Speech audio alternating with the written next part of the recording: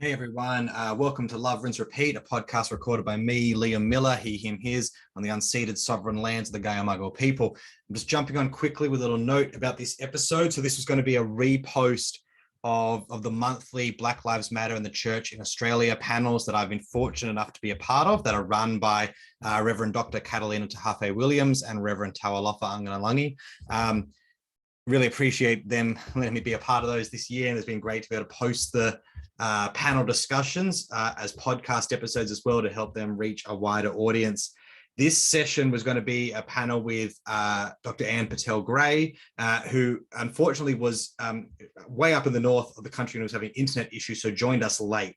So what I've done is basically just put on the last 30 minutes of the panel with Anne. The first while of the discussion was kind of just the panel talking about the year that's gone and some of the key engaging, helpful moments of the various conversations that we've had, which was great. But I just thought I'll put that aside, and we've just got this kind of Anne talking for a while about Indigenous theology, and then answering a couple of questions. So yes, it's just a shorter kind of snippet of the panel, but it was so powerful and potent and brilliant, everything that Anne had to say. So it's definitely, I just had to find, was definitely going to post that. But that's just to say, this is a little intro, and so it might feel a bit different because it feels like it maybe picks up out of nowhere. That was just to accommodate the fact that there was internet issues and other kinds of things going on. So for those who don't know, who may be joining this and like what's going on, Anne Pattel-Gray is a descendant of the Badjara Nation in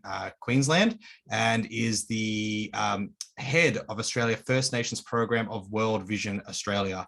She was awarded a PhD in 1995 from the University of Sydney in their Studies of Religion department, and was awarded a Doctor of Divinity in 1997. Her must-read, must-get book is The Great White Flood, Racism in Australia, which was published in the late 90s, but is still vastly underread in Australian theological circles. So please go check that out and get that and enjoy this conversation. The bio notes for everyone else, for Katalina and Taualofa and Emma, will all just be in the show notes. Yeah, thanks. And I guess this is our last one before Christmas. So Merry Christmas. Merry Christmas. Look, in this area of, the construction of an Aboriginal theology, we've probably been working on it since it's been going on by a number of our ministers over the years, starting probably in the 60s with Don Brady. And Don Brady began to look at the movement in the US. So he was greatly influenced by Martin Luther King with his theology. And in fact, the Methodist Church at the time had a delegation going to the US. And so they went across, and he happened to come across Martin Luther King and got to meet him, and was very influenced by a theology. And he kept struggling with that. So when he came home, being in the context of a very racist state and oppressive system, he started standing up. And in fact, he was one of the instigators in Queensland who began the land rights movement. And there is an incredible photo of the 6'4" man in clergy gown leading the land rights march. And it's such a powerful imagery. Calling for justice. And he then started challenging the church about its theology, because it presented to us a theology of submission, that we were to submit to their superiority, that we were inferior, and also that we were condemned to be cursed by Ham, to be a black race of servants and serve white people. So, this whole colonial context of theology that came to Australia, Don Brady began to challenge that. And of course, we all know what the church did. The Methodist Church defrocked him because of his position and stance on justice. And they then also, the churches are cunning. They're clever at what they do, because they don't just turn themselves away, the white church away from you. They intimidate our own people to do the same thing. And our people persecuted that man and marginalised him, that when Charles Harris came along to set up Congress, Charles was ministering. He left North Queensland, and of course I grew up under Charles Harris's ministry. And Charles' ministry took a 360 degree. I can tell you that now. He was ultra conservative to begin with, a very evangelical AOG conservative theology that he preached. And while he was preaching in Paddington, he would go to the park, Musgrave Park, and preach to the homeless and the drunks and you know, the marginalised mob of our people. And there was this old man who would quote scriptures at him and really bombard him with scriptures and challenge Charles's theology. The Charles like, whoa, where is this man, you know, coming from? How come he knows his Bible so well? I'll cut a long story short, God bless him, was Don Brady. He was in the park, homeless and drunk. And that's what the church did to him. Wow. And Charles, Charles went every day and sat with that old man, because he taught Charles a theology of justice. He challenges Charles's theology to stop being submissive and to stop internalizing a colonial theology. It wouldn't have been called that back then, but I call it a colonial theology of oppression. And you know, if we talk about if God was our creator from the beginning, then why would God want us to be submissive to someone else? You know, and why would God need to talk through white people when God's been communicating with our people for thousands of years? So all of a sudden, you know, poor old Charles, he was you know, bombarded. But God bless Don Brady, because he brought Charles to a different point and revolutionized his theology, that he became very social justice focused, and also wanted to see his vision for Congress was to raise up Black theologians and ministers to minister to their own about justice, decolonizing a theology and biblical narratives that were presented us about a meek and mild Jesus. And that, you know, the best thing we Black people could do is sit and wait for Jesus to come, you know, and not to participate in a theology of rising up and deconstructing colonial theology and challenging the church. And so I'm a part of that legacy, that history. I've had incredible men and women in my life that have influenced my theology, and I'm in the process of rewriting it all now. And it's of course called Red Ochre Theology, and I hope to have it out in the next year or two. Oh. But are you writing it for the emerging publication, Emerging Theologies in the Global South publication? I'm doing little bits and pieces here and there, but it'll come together in a cool. big context. But you know, I've got to name people like, you know, Bishop Arthur Malcolm, Cecil Grant, Graham Paulson, David Kirk, and so many. What's his name up there? Was it the Cape? Lutheran. Oh, isn't that terrible? I've just gone blank. You know, so many of our elders that have gone before us, and you know, quite often our women are left out. They've been marginalised. You know, one of the things us Black women are doing now, and there's some seminars and webinars coming up, is about talking about how our voice has been silenced and our leadership has been marginalised and made invisible.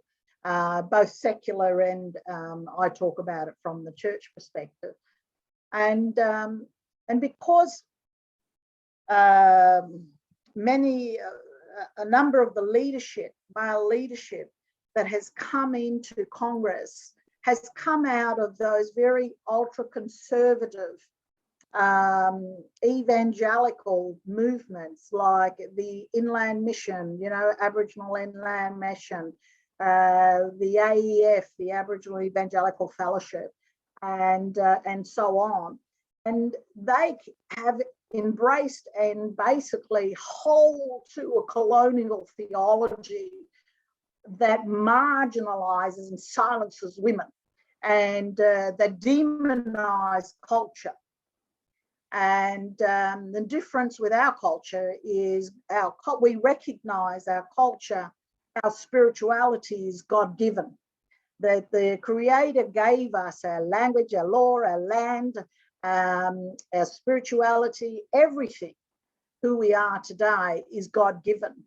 Why would we then want to, get rid of it and take on a colonial theology that tells me, as a Black woman, I'm worthless. I have no worth. Why would I want to embrace something like that when my culture and my spirituality and my theology says I'm valued, I'm a child of God, and I have every right to be a part of, the construction of my theology, of how I communicate to the Creator. So when we look at all of that and we look at where we're going, it's a long journey. George Rosendale is the other gentleman I was trying to think of, Jini Gondara, Ronong, and, you've got women like Arnie Jean Phillips. You've got also some of our other Congress women that Dorothy Harris and others, who have been silenced and their voice just marginalized, and yet these women had a theology that was mother-centered, around nurturing, caring, focused on children and all the things that are very important to us as a community. So our theology continues to go through evolution. And at the moment, I'm talking now to some of the universities and divinity schools and saying, where do we fit? Where does an Aboriginal or Australia First Nation theology and spirituality department fit within the schools of divinity? Because we should be there, we should be embraced. It should be something that every student is learning or encountering, engaging with. I think, some of the things that I think is really sad is because every denomination, we are training the next generation of church leaders and clergy to go and minister in Australia. And sadly, none of them, all of them, are ill-equipped to close the great divide that exists between the white churches and Australia First Nations, because they know nothing, they learn nothing. They come out just full of colonial theology about their superiority and their relationship with God. We're still doing a theology that is connected to Europe. We haven't even begun to look at our own country and draw a theology from this earth based on and exposing the injustice. And what does that injustice say? If God calls us to create a theology of justice, then how do we speak into this context? How do we then speak into a context of a country that has just done so much destruction and dehumanized a race of people, and where we continue to see racism being perpetuated even today, and where leadership is not recognised or embraced. You know, it's just sad. It really is sad, because you know yourself, Katalina, in the 80s, you know, in the early 90s, the incredible work that was done between the white church and us, you know, the black and white leadership. It was incredible, and it was powerful, and we walked together. And today it's invisible. We're back to where we're non-existent again. And you know, people like myself that want to hold the church accountable, who want to talk about a church that is inclusive, a church that raises up and recognises our leadership, you know, a seminary that incorporates First Nation theology and spirituality and missiology and history and all of those things. When they don't have that as a core of their theological training and their seminary training, then we're never going to bridge the great divide, because it's through them, those ministers, those clergies, those theologians, will we begin to change our narrative. And this is what this country needs, is a new narrative, a new way of speaking about Australia First Nation, not in a deficit, but in strength, recognising what they bring to the table, the wealth of knowledge, spirituality, connection to country, just even our laws, what we bring to the table. And only then, when that recognition can happen, and when people can be silenced long enough to learn and receive, then can we begin to maybe, you know, look at a different way of doing church in Australia. I firmly believe that the churches are dying, simply because, if you want to call it sin, because of its sin. It's never going to heal. It's never going to go anywhere unless it faces the original sin, and that's its damnation of the Australia First Nation. Then, if you stand for something, you got to stand for something. Hey, you got to, you know, you can't go out and preach to people and have no position or stance. You know what I mean? And this is what the church is today. They're all wishy-washy. They don't really do anything. They don't say anything.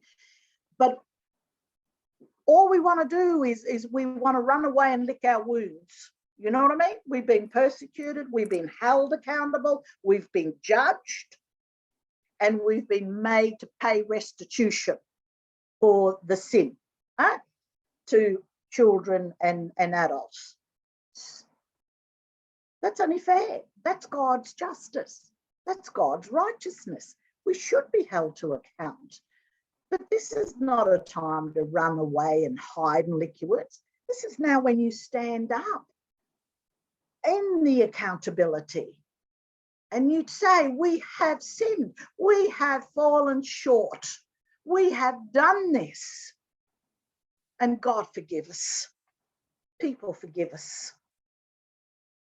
Let us try to open, you know, in some sense of humility, let us try to learn how to go forward now, you know, and do things right, and transform who we are as a church, as a nation. You know, when I look at the national leader of this country who calls himself a Christian, I'm embarrassed to even use the word Christian, because it is an embarrassment. You know, when you talk about not standing for anything, please, what do you stand for? And sadly, you know, I have to ask the churches, what do you stand for today? You know, what is your message? Besides salvation, what's your message? Why should children and young people come to you? What is it that they need to hear? How do you celebrate and empower their voice? How do you, with everything that was going on in government, you know, in regards to the domestic violence around this country, the violence towards women, when Parliament can be so sexualized and demonize women's value. And the church has done the same. Regardless of what color you are, women, we all know, the church has done the same to us. And it's time that young men like you, Liam, and others hold that church to a higher standard, you know, of leadership, of where we value our women and we value their leadership, and where they are just as equal as any male, and where we can then remove that patriarchy and misogyny out of our theology and out of our church. That's the theology I'm looking for, and that's what I'm hoping to be able to discuss. Anything I write, any theological conversations I have with young people, I want it to be a spark that lights a fire within them. Whether you agree or disagree with me, I don't care, but as long as you're having the conversation, that's what I want to spark. I want to spark conversation, and you know, and what your position is, because it doesn't have to be my position. This is coming out of my life. Theology, to me, is a personal journey. It is based on one's personal experience, and that's why it differs with so many different races and cultures and peoples and genders, because it's your relationship with the Creator that you speak from. And, you know, I learned from that, because we always say, you know, you don't understand somebody until you walk a mile in their shoes. Now, I may not get the opportunity to walk a mile in your shoes, but by gosh, when you share your theology, I get to feel your experience. I get to relate to, you know, your relationship with the Creator and what that means and how that has empowered you through your trials and tribulations. That's what I find powerful. You know, I always refer to Bonhoeffer as, Bonhoeffer for me is the be all and end all, you know, because that man lived his faith. He laid his life on the line for justice, for the stranger, the people he didn't even know, but they were his people. He laid it out for the Jews, and then he died. You know, how many of us are prepared to die for what we believe? Truly, when we talk about and we minister about the disciples and their persecution and the persecution of Jesus and the way they were crucified and the way they died, and Christians it's still happening around the world. I really think that unless you're in a place of oppression and persecution, you cannot begin to relate to what the disciples even went through. You know, we can talk about it, we can pontificate, but there's something different about when you've got to carry that cross and you've got to pick it up every day, you know, and all that goes with that cross that's symbolized in the discrimination, humiliation, the degradation, you know, everything that Jesus suffered in that cross. Us people who are oppressed, we can relate to that cross. That cross is a powerful symbol for us, because not only is it a symbol of oppression and persecution, it's a symbol of liberation. And that's what's powerful. because that's the symbol. Yeah, we know we're suffering, we know we're struggling, we know there are a lot of things against us, but while there's breath in us, we won't stop fighting. We will fight for God's righteous justice to happen in this country. And it's through people who join us.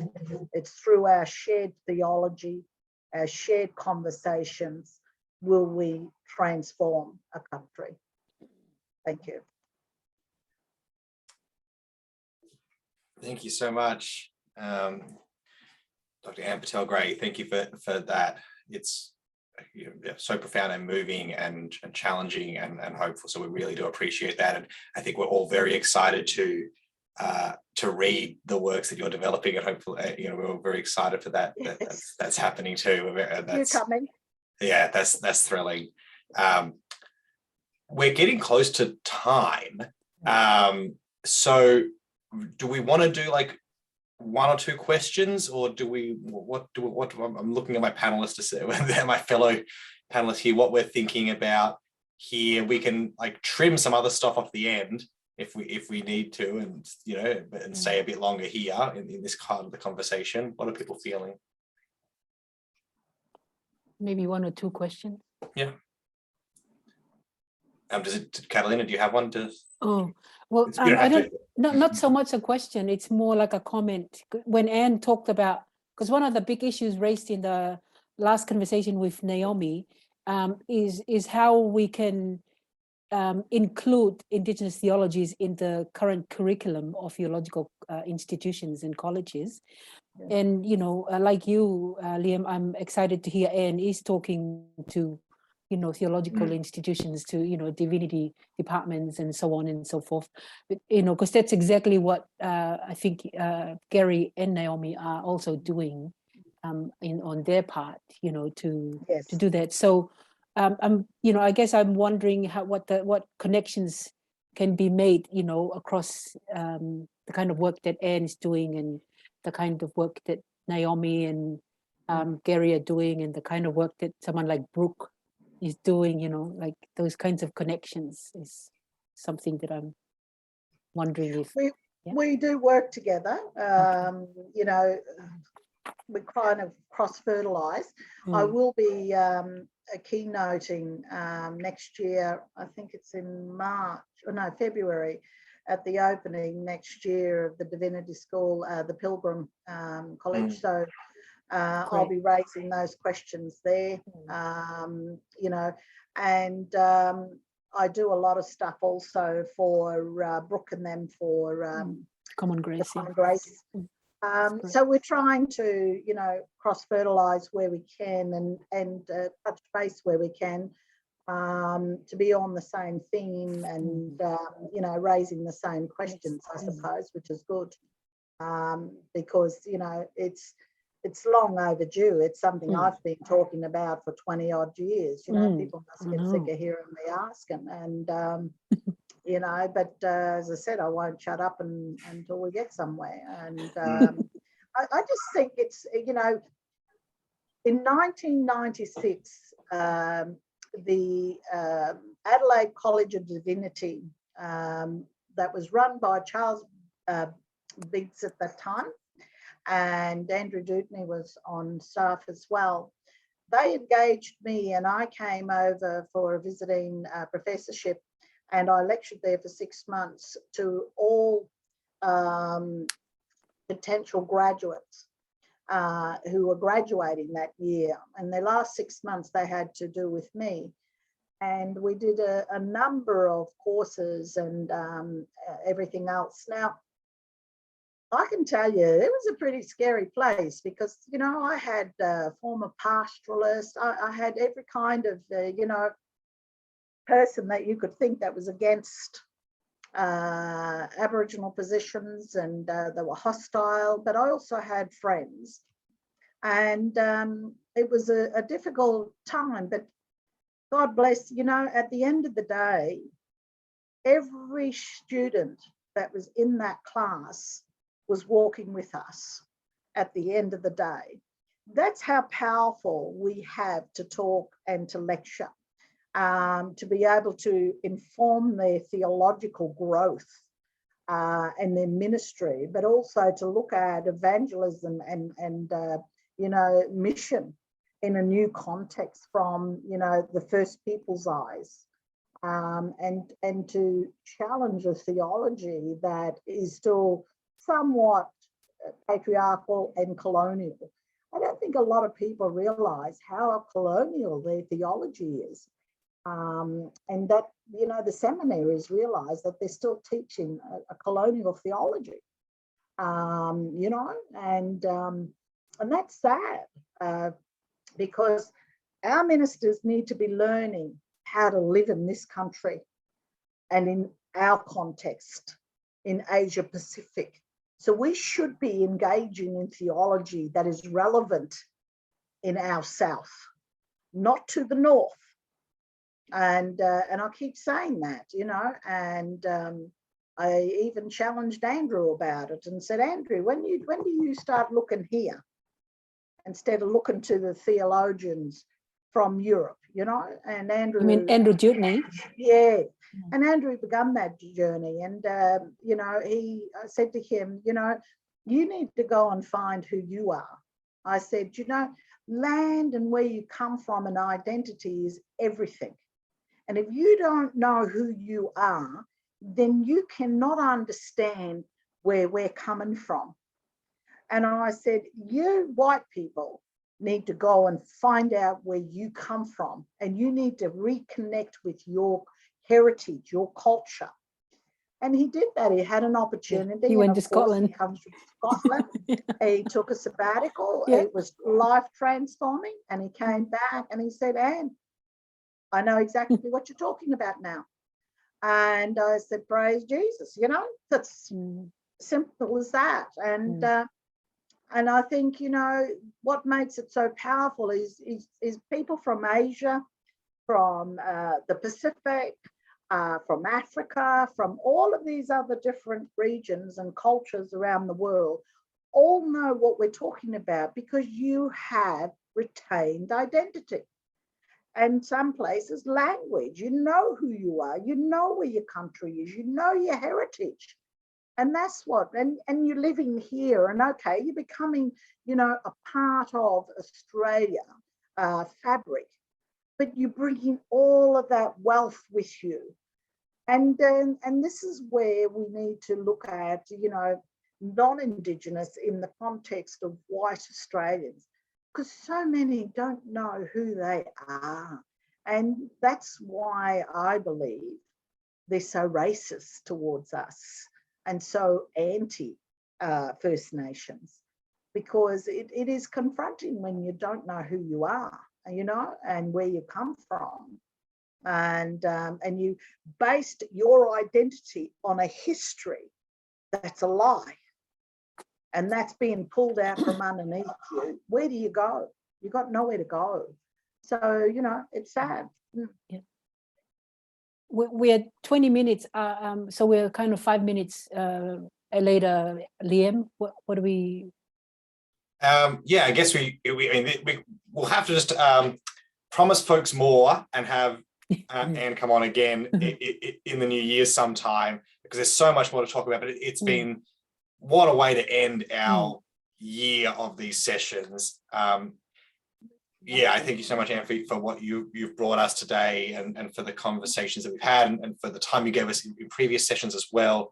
We benefit so greatly from it. And I think it's just such a pertinent challenge. And I just do hope that, the little changes that maybe we've seen over the last couple of years, are like the little cracks of a dam that's about to burst wide open, and we'll see true systemic institutional change in churches and in seminaries and in divinity schools and the like. And so, we'll be praying for you in the work, which I know is not easy and is often, been a tough work. We'll be praying for you. Thank you. And we'll have you back again. Yes, and that too. So, I guess, Katalina, do you want to we're not on next month. We can announce that, and then we'll close it up, I guess. That's probably where we're at. Yeah. Thank you, Liam, and thank you again, Anne. You've given us, plenty Food for thought. Liam is right. What a way to end for this year. For those of you zooming in, this is our last webinar for this year. We're having a break in December because of Christmas and all the busyness of that month. But we are coming back again in January. And we are going to continue the conversation